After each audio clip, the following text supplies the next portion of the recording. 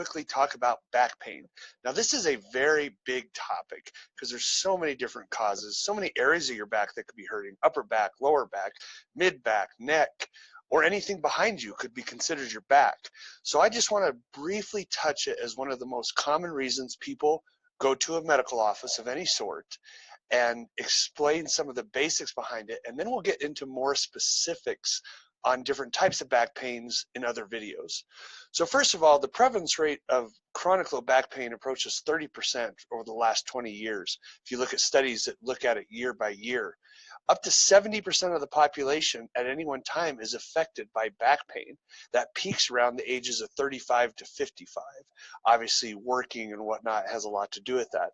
The causes of back pain are so many, but just some of the main ones: a muscle strain or ligament strain, bone issues such as osteoporosis, lifestyle triggers. That's the one people don't think about. They think they have to have an actual injury to your back, but actually the way you live can affect your back. For example, sitting at your desk, slouching, back pain, lifting things that are too heavy for you or with improper form, being overweight where your belly's pulling your center of gravity off your pelvis can cause low back pain. Not exercising on a regular basis, very well-known cause of low back pain. Those muscles were made to move and be used. You don't use them, they start hurting. Wearing high heels, young ladies out there, that can cause back pain. Smoking is a direct cause of back pain. Yes, smoking. There's workman's comp states out there that will not recognize a low back injury if you're a smoker, because of the correlation there. Some other unusual causes: emotional back pain. We all carry our emotions in different places. A lot of people carry them in their back, particularly the mid-back and the mid-spine area. Unusual changes or situations with women's menstrual periods. Endometriosis can cause back pain. Fibromyalgia or other chronic pain conditions can be associated with back pain. There's just a lot of different reasons for it. Traditional treatments have been analgesics. They just are given to decrease pain. Muscle relaxants to numb your brain so you don't know your back pain's there. Those things are just bandages. They're not treating the underlying issue.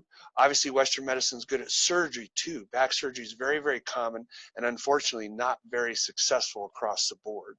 So how do we suggest you limit back pain, prevent back pain, and treat back pain in health?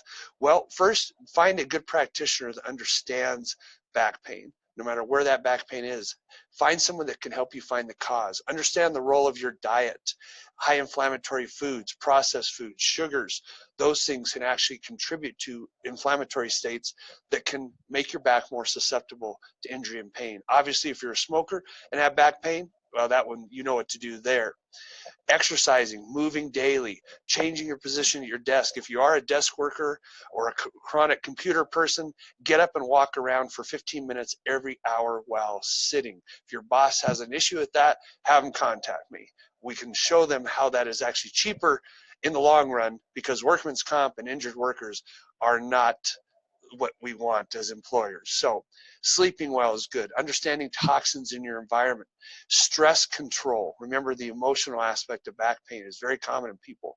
Learning how to relax. All these things help you treat your back pain. Don't just take an ibuprofen or a Tylenol or a pain medication from your doctor or a muscle relaxant. Those are bandages. Try to find the underlying issue and treat it.